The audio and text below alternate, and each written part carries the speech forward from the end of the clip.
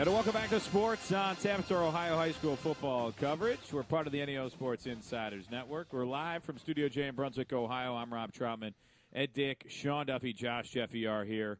And without further ado, it's a Suburban League American Division with Sean Duffy. Take it away, Maestro. Way to go, Rob. Oh, we're going to Ed Dick. Yeah. Blew it already. Oh, hot sorry. mic. Wow. Jeez. Man. You know, you talk so low during the whole show, and at one point, you almost blow our eardrums I out. thought we usually go with Ed last, so I usually kick it to you and you do your thing. But that's a bad job out of us, Rob, because we did discuss before the show that Ed's going to go first. Oh, did And we? I even said it before we came back on the air. Oh, I didn't even hear it. Yep. Sorry. Our fearless Ed, leader this over is here why has I a yell. tendency to Right not now, listen that's to why I anyone got else loud. besides himself talk. So Oh. Yeah. Whoa. Wait, what'd you say? Here, Huh? mute him. I don't Hold care what on. he says anymore. I'm going to take this myself. Never mind. Yeah. Here, I head got over this. your computer. I got this. All right, let's go over to the Suburban League National Division and Ed Dick. All right, we're going to start with Cuyahoga Falls hosted Barberton in a Suburban League crossover contest. Barberton jumps out to an early 28-0 lead as the match is completely overwhelmed the Black Tigers. Falls quarterback Nate Vasilati did connect with junior receiver Tyler Gibson for a 9-yard touchdown. After another Barberton touchdown, Vasilati finds senior Nick Sigfirth for the first of two touchdowns, this one for 37 yards, followed by another 21-yarder in the fourth. But that was about all she wrote for Cuyahoga Falls, losing to Barberton. Barberton 3-0. They will host 2-1 Copley, while Cuyahoga Falls drops to 1-2, and they will host Brecksville Broadview Heights. Another Suburban League cross-division matchup saw North Royalton taking on Medina Highland at North Gateway Tire Stadium.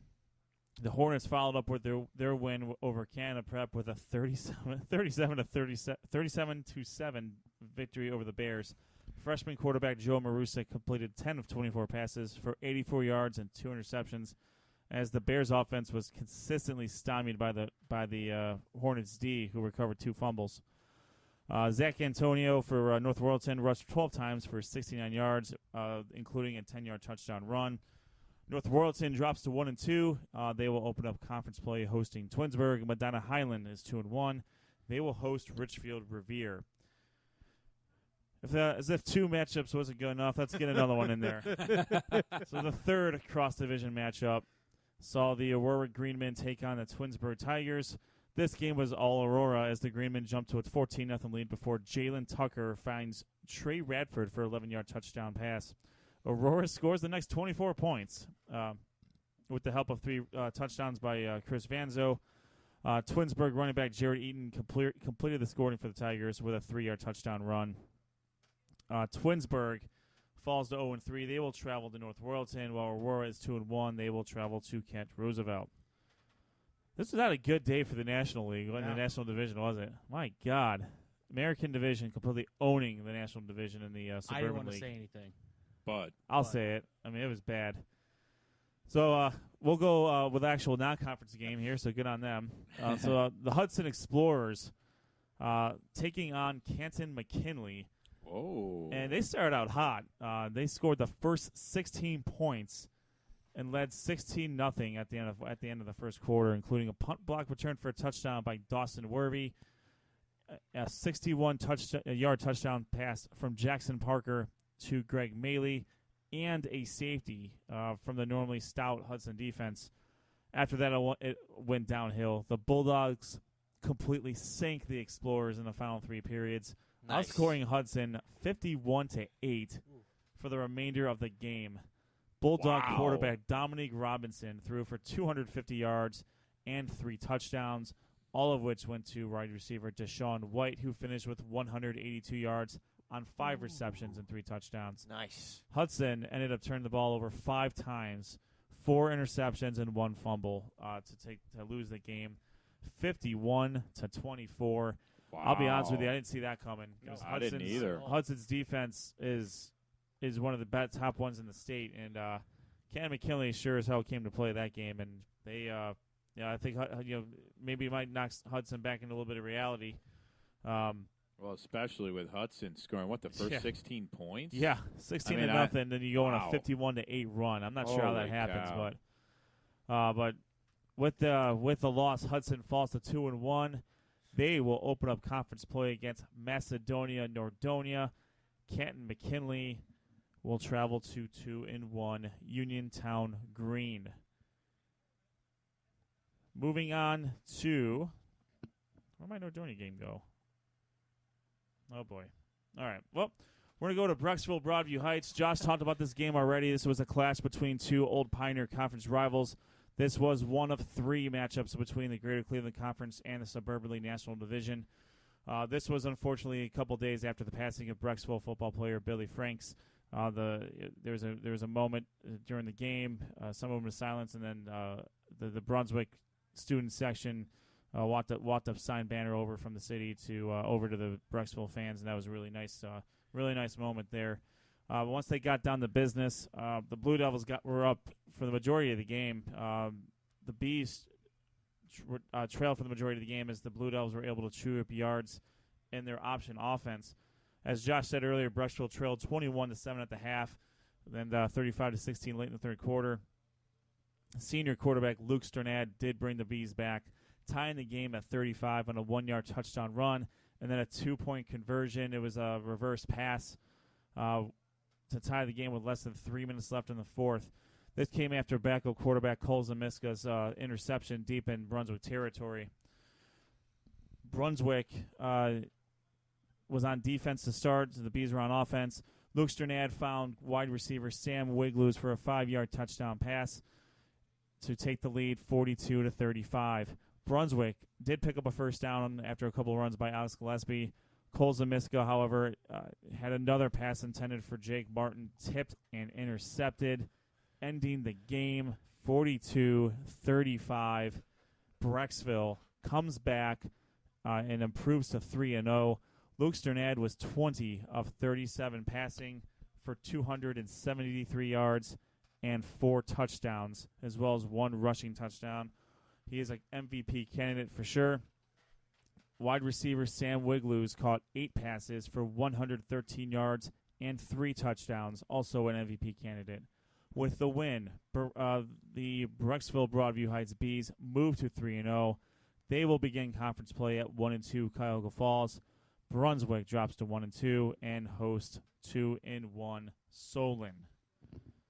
Macedonia-Nordonia continues their assault on opposing defenses, dropping 55 points en route to a 55-47 victory over the Dover Tornadoes. Running back Anthony Perrine rushes for 178 yards and 2 touchdowns. He also caught a touchdown pass. Quarterback Robbie Levick threw for 256 yards and 4 touchdowns. And wide receiver Danny Wozniak caught 5 passes for 127 yards and a touchdown. Perrine and Levick are both MVP candidates for this week.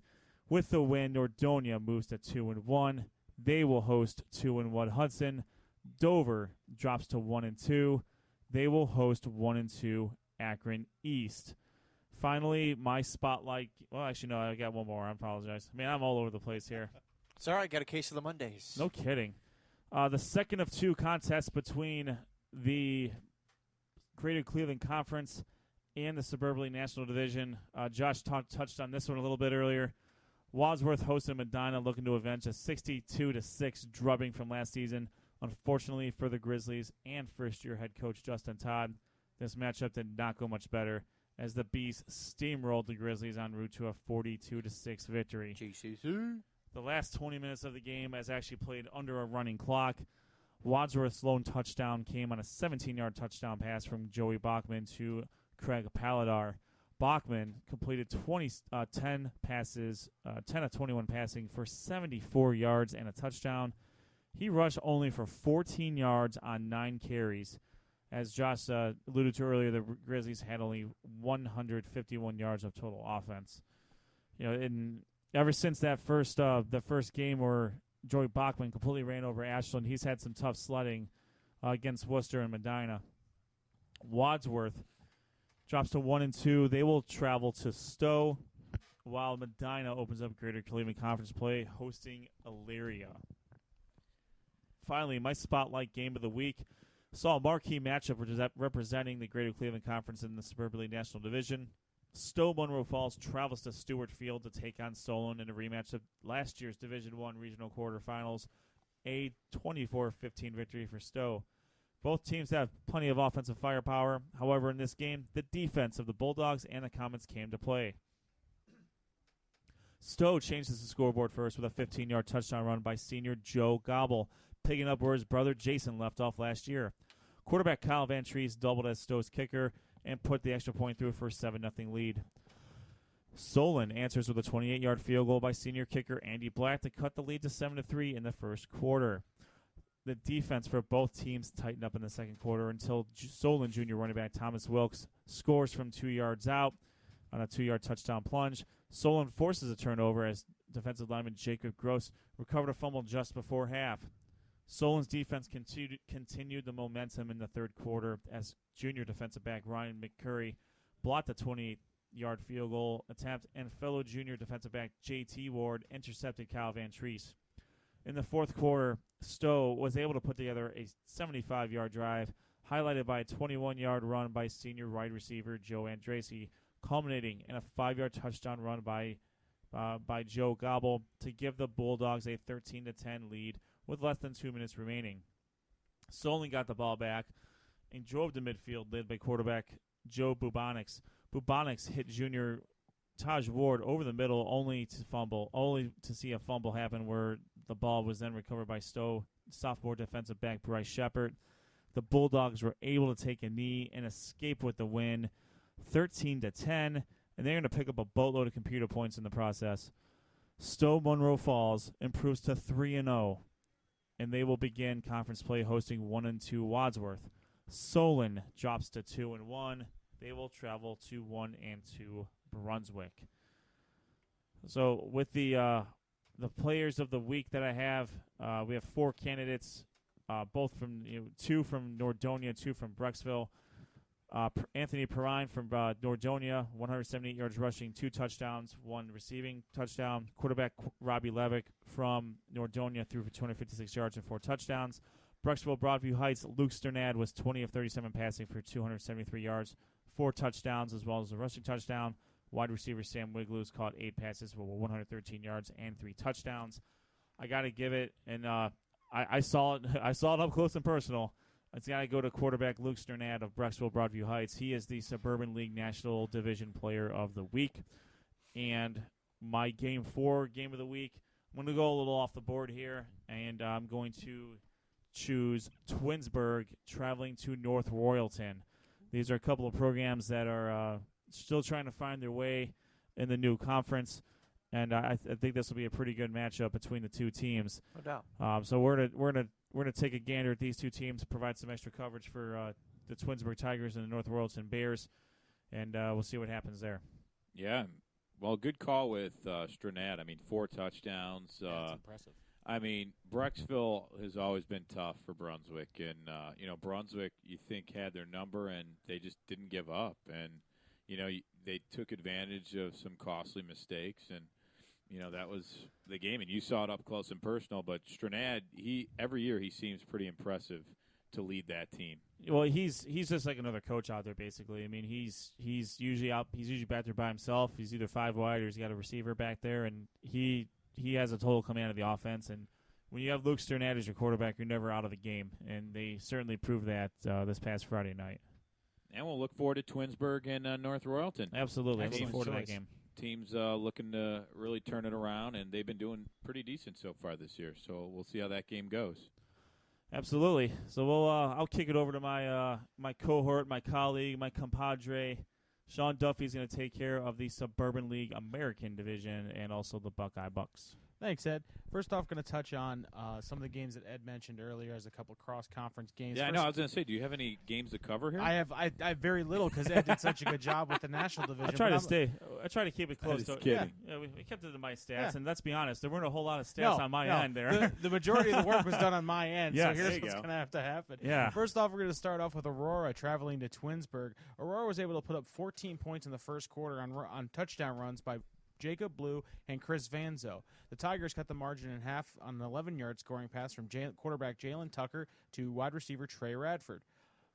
Aurora eventually was able to pull away in the third quarter with two Chris Vanzo touchdowns. He ended the night with 3 touchdown rushes, and Aurora improves to 2-1 and will travel to Kent Roosevelt, who is 0-3 in Week 4 to open conference play. My next game is Barberton traveling to Cuyahoga Falls, and as Ed mentioned, it was all Barberton all night in this game. Zane Reese passed for 312 yards and 4 touchdowns as the visiting Barberton Magics rolled the Cuyahoga Falls Black Tigers. Barberton totaled 295 yards from scrimmage in the first half alone, and had a 28-0 lead going into the half. From there on, it was all Barberton from that point. Want to give a special shout out to Barberton's Christian McCarroll. This guy had a very busy night. He had a fumble recovery, an interception, a sack, and a touchdown reception, all in the first half. So what did he do in the second half? He followed it up with 2 more sacks and a touchdown and a rushing touchdown in the second half. Wow. So he was very busy for Barberton. Barberton improves to 3-0, and that sets up a very, very intriguing battle with Copley, who is 2-1 in Week 4. My next game is the battle for the Big R Trophy between Ravenna and Kent Roosevelt. This series, a little background, was completely tied. 49 wins for Ravenna, 49 wins for Kent Roosevelt, and 3 ties. Wow. Unfortunately, by the end of the night, Ravenna claimed the Big R Trophy in convincing fashion, putting up 32 points to Kent Roosevelt 0 points. Wow. Ravenna opened the scoring with a 29-yard touchdown pass from Bo Brown to Tony Lewis. Brown closed the scoring with a 10-yard touchdown pass to Kamani Jones, and I apologize if I butchered that name. Ravenna's special teams also got in on the action as Isaiah Dixon returned a punt for a touchdown, and Brad Crisp blocked a punt that Connor Brown recovered for a touchdown. Roosevelt will welcome Aurora into Roosevelt Stadium in Week 4 to open their conference schedule. My next game is the Revere Minutemen heading back to Byers Field for the second week in a row, and they might as well call that a home stadium because they dropped 56 points on the Normandy Invaders. Whoa. It was all Revere all night, led by their all-star stud, Clayton Langdon. Revere's 3-0 heading into conference play, and as Josh mentioned about Shaker Heights last year going 3-0, it's going to be interesting to see how this team reacts to playing in the conference. They are set up for a big matchup going in when they travel to Highland in Week 4. My next matchup is the Talmadge Blue Devils hosting Garfield. Ty Shannon rushed for 130 yards and 2 touchdowns, and the host Blue Devils outscored the Golden Rams 21-14 in the second half to pull away for the win. Shannon also had a touchdown pass of 28 yards from Sam Seeker and returned an interception 50 yards for a touchdown for the Blue Devils. Greg Levy for the Garfield, and I apologize, the Golden Rams, and Anthony Littlejohn rushed for 2 touchdowns and caught a touchdown pass for the Golden Rams. Talmadge will be the lone non-conference game next week when they travel to New Philadelphia for a non-conference matchup. As Ed Melso mentioned, North Royalton traveled to Highland, and Highland's defense dominated North Royalton, forcing 2 interceptions and a forced fumble, all converted into points by Highland's offense. Highland built up a 30-7 halftime lead, and the defense pitched a shutout in the second half. Offensively, the Hornets saw 3 touchdowns by quarterback Matthew Ernest, and including a 49-yard touchdown reception by Sir Lewis on a throwback pass from sophomore Jack McGinty. Running back Chris Burnside was the workhorse of the evening with 16 carries for 101 yards, and running back Evan Castellanos had a 60 yards, including a 41-yard touchdown run in the third quarter. Highland is now 2-0 and will host Revere in what I am deeming my Week 4 spotlight game.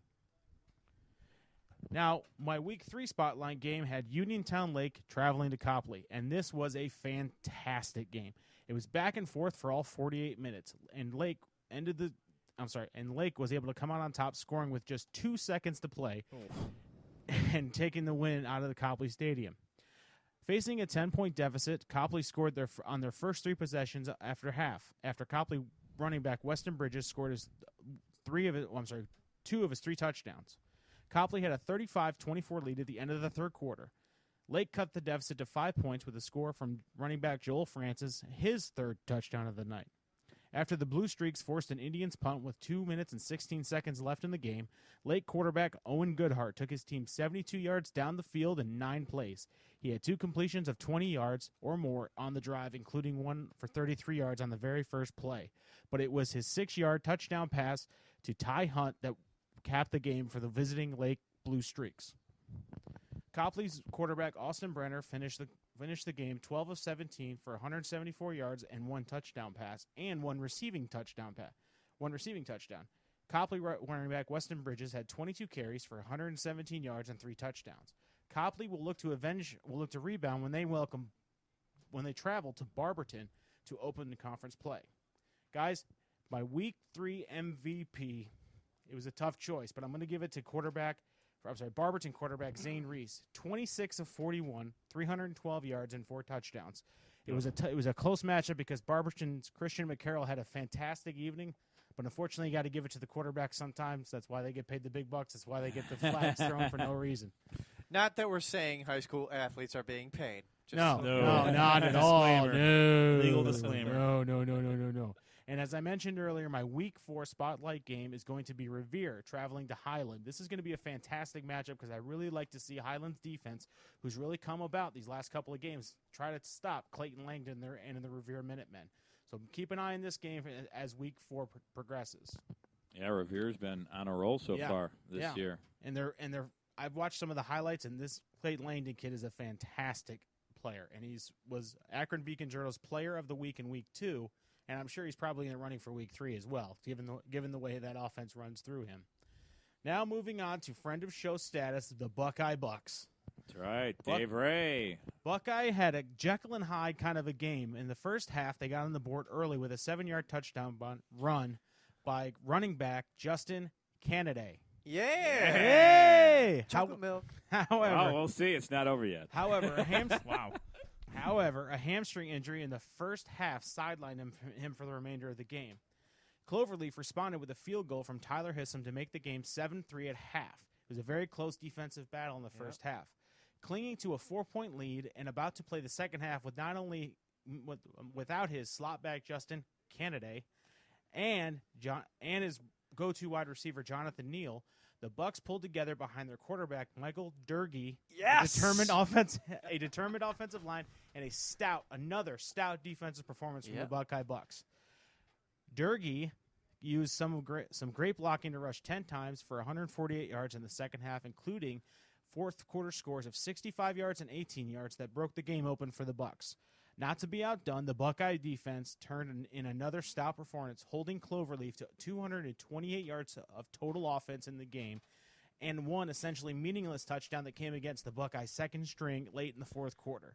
Buckeye is now 2-1 and will go on the road to face Fairview Park, who is 0-3 in Week 4. Guys, another great performance by the Buckeye defense. I know Coach Pinzoni's got to be pumped for that way that defense is playing. And you know what? The new quarterback, Durgee, is a running back naturally. And the Medina Gazette did a great interview after the game with him and said he's still learning the position. However, based on my understanding is that the quarterback that he took the place of may be coming back soon, so he may get to be able to play his natural position.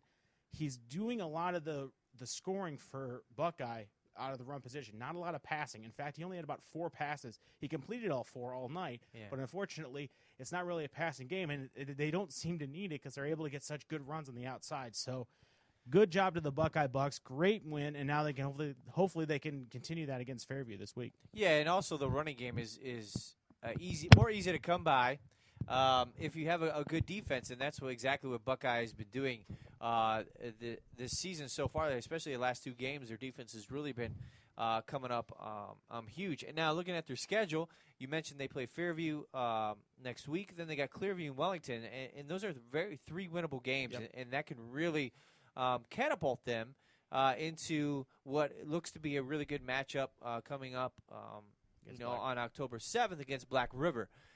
So they're going to really need to continue to play good defense. Hopefully they get their quarterback back and can really start moving offense. We saw last year on offense how well they did. I mean, gosh, they scored points after points after points, and their defense was good last year too, keeping their opponents down. I don't know how many times that their defense either shut them out or scored less than 10 points. So the opponent, that is. So, Buckeyes finally, I think, finding their mojo and looking to continue their successful ways coming up next week or this week against Fairview. And I think if you look at their only loss on the year is against Revere, and the way that Revere is playing right now, and the way that Clayton Langdon and that team is really kind of, and it was over. It was overtime too. Yeah, it wasn't as though they put up a really good fight against what is now, as of the last 3 weeks, a very good team in Revere, and that can only help them as Revere wins. That helps essentially Buckeye a little bit, because now all of a sudden all those points and things like that may not come into as much play as far as playoff seeding is concerned. So Buckeyes got to continue this momentum, and I think they will. Like you said, those next 3 games are certainly winnable. But again, it's high school football. It's Friday night. You don't know what you're going to get from week to week. That's what's the fun part about covering all these teams. But yeah, I'm really excited to see Buckeye go against Fairview, but I'm more excited to see Revere at Highland. I think that's going to be a fantastic game in the Suburban American division. And I think other than Copley and Barberton, that's going to set the stage. Hopefully, Aurora still has something to say about it, but those two games this week are going to set the stage for a very good divisional play throughout the rest of the season. Yeah, I think with Revere, getting a win against a Highland team, if they can pull that game off, I think would be huge for them. I mean, that would bring momentum into the year and really kind of set the stage for them, because I think that would be a big win against a pretty big conference foe with Highland. And Highland's good every single year. But like we said, Buckeye, pushed them to overtime, and that was a great game. Not a ton of defense, which is a little surprising because Buckeye is a really good defensive team. And Buckeye's always been known for their ground game, running the football. But a lot of those guys go both ways on offense and defense. So obviously getting their quarterback to come back and moving Durkee back to his running back position, he's just an all-out athlete. He's willing to do whatever it takes, obviously, to win.